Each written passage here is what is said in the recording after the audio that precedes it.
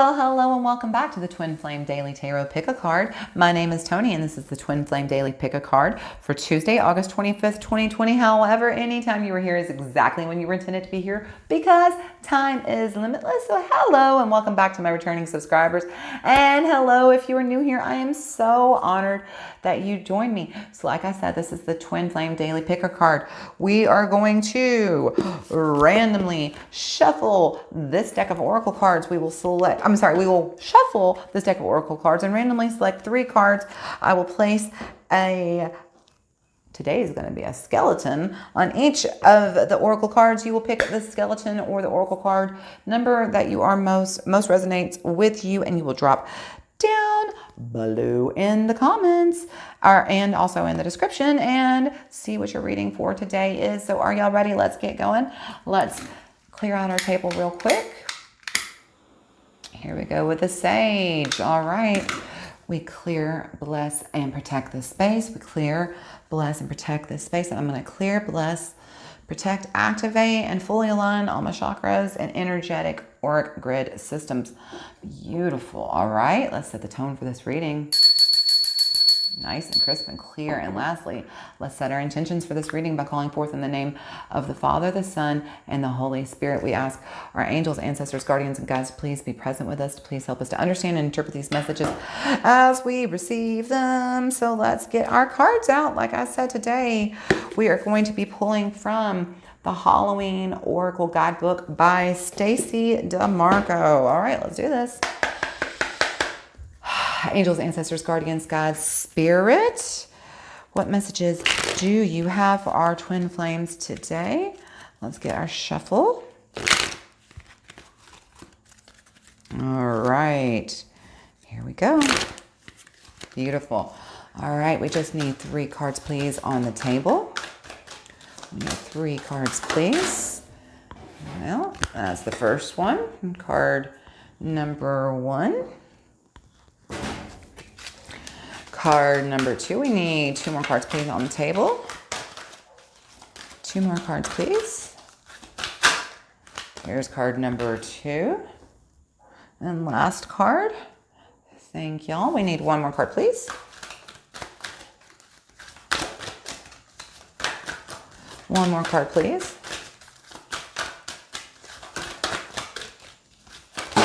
Boop, boop, there it goes. All right, so we have 3 cards. Card number 1, you have this large black skeleton. Card number 2, you have this small obsidian crystal skull. And card number 3, you have the large white skull. I drop down below to the description to get your reading. Welcome back. Card number 1, if you chose the black skull, the large black skull, your card for today is going to be Barmbrack. Let's see, sweetness and synergy. Not quite a cake and not quite a bread.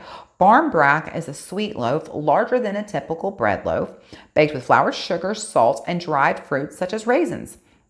Kind of sounds like fruit cake. Kind of sounds like fruit cake. The making of barmbrack is an Irish tradition that still stands around Samhain or Halloween. The person baking the loaf would be sure to set the intention of love, truth, and synergy while preparing. Inside the dough, a number of special objects are hidden and baked into the loaf. Oh, that's kind of like a king cake, huh? The objects are used as a kind of random oracle. Each one has a particular meaning which represents the fate of the person who found it in their slice. The traditional objects include a coin, a pea, a stick, a ring, and a small piece of cloth like muslin. Some other additions more in modern times were religious medals.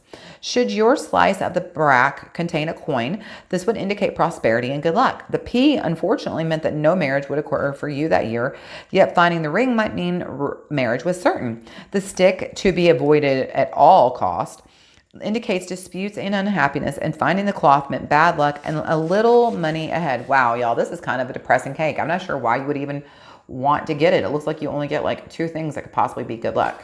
That's kind of depressing, actually. I mean, is it got to focus? I didn't realize it was unfocused. There. What the heck? Focus. Y'all are silly. Well, let's just make it focus like that. How about that? There we go. Now you can see it. When you pull the brand back card, it indicates a curiosity to know what is ahead, but it's important to balance that with the now. After all, we have the tools to change our future should we choose. The sweet synergy of brand back. All the ingredients, including the objects, are more complete and powerful together than they are individually. Should encourage you to seek your own sweet spot. So it's telling you that, you are more than the parts of the sum of your parts. You are the sum of your parts. I can't think of what I'm trying to say here. You're not just your mistakes. You're not just your achievements. You're not just your failures. You're not just your wins, right? You're the sum of all your parts, and all the ingredients, including the objects, are more complete and powerful together than they are individually, okay? So you're being today encouraged to seek your own sweet spot, but to also know that, nothing is set in stone. You have the power to change your future so that, today, if you're beating yourself up because of a past mistake you made, you are more than just your past mistakes. You are more than just your scars. Your scars tell the story, but they do not tell the whole story of you. Okay, so do not let your scars and your past mistakes define you, nor should you think too highly of yourself based on your own wins and successes, because that is just today, and tomorrow the page will turn, okay? So today, take the time to honor yourself. Know that your past is just your past. Your mistakes don't have to go forward. That your future is not set in stone, and that things can and do change, and you are the person who gets to make that choice. Remember, it's about being in alignment, and when you are in alignment, you get to become the co-creator with the creator. And how cool is that, okay?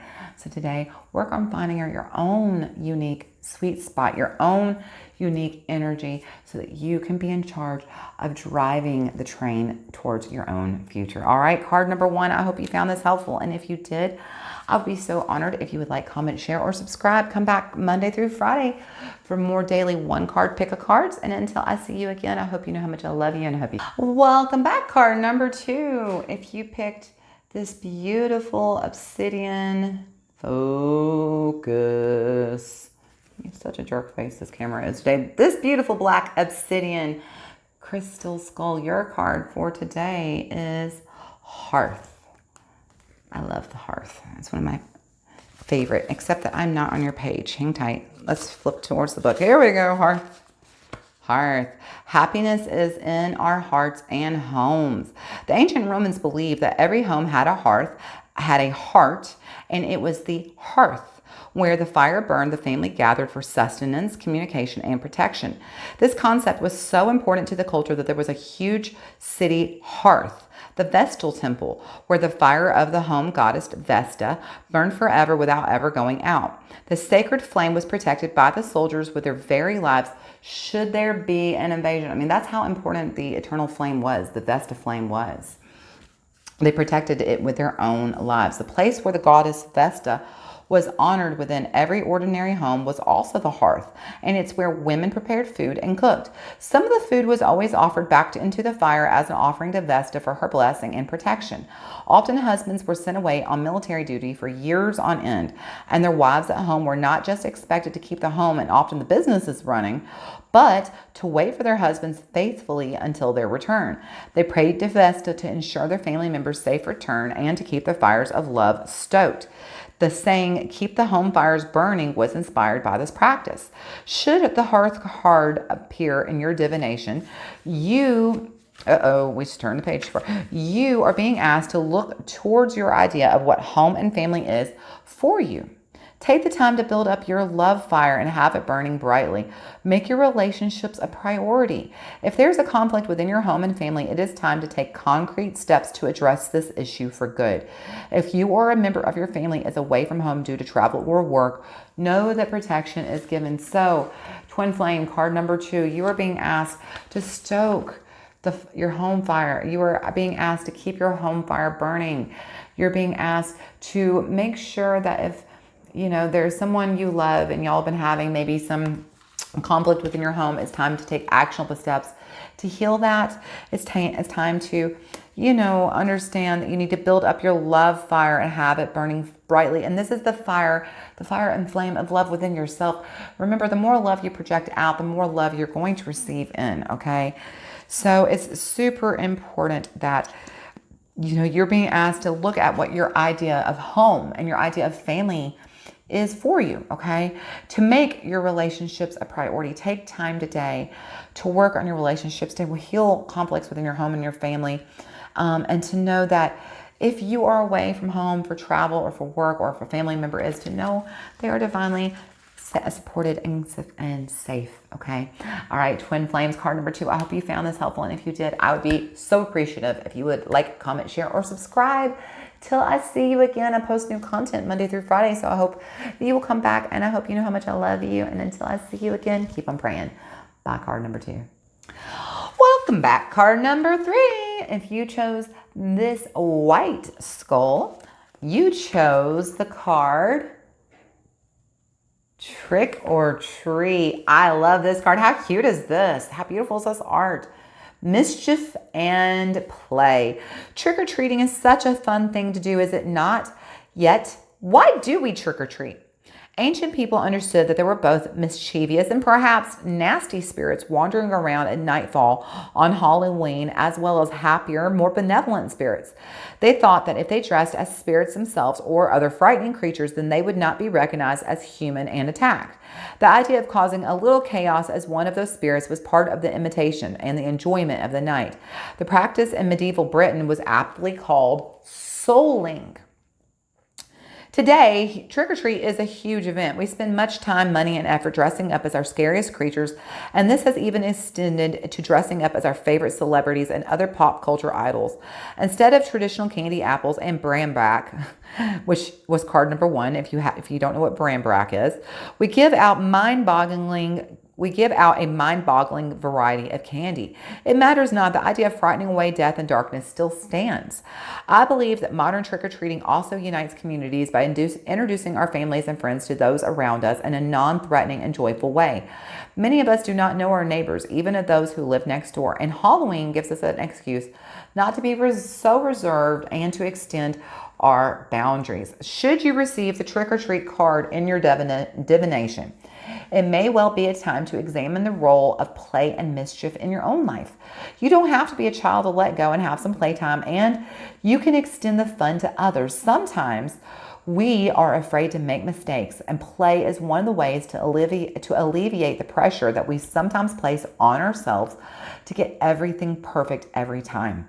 Alternatively, it is worth knowing that there is a balance between manipulation and mischief. The former is not pleasant, and the other has at its core a sense of irreverent fun. So they're telling you, the cards, Twin Flames card number 2, today you're being asked to go out, have a little mischief, have a little fun, get out, have some play, to reset your set point to a higher vibration. But listen, this does not mean that, to please understand that there is a difference between manipulation and mischief, okay? Mischief is a sort of irreverent fun. It means, you just get in trouble, you're poking fun, you're not trying to cause any problems, where manipulation is, a psychological warfare against someone. Don't do that. Don't be that person. All right, Twin Flame card number 2. If you found this helpful, I hope you will come back again. I post new content Monday through Friday. And so if you haven't already, hit subscribe. Now's the time to turn that red button gray. And if you haven't already, like, comment, shared, I would be very appreciative if you would. And until I see you again, I hope you know how much I love you, and I hope you keep on praying. Bye, card number 3, Twin Flames.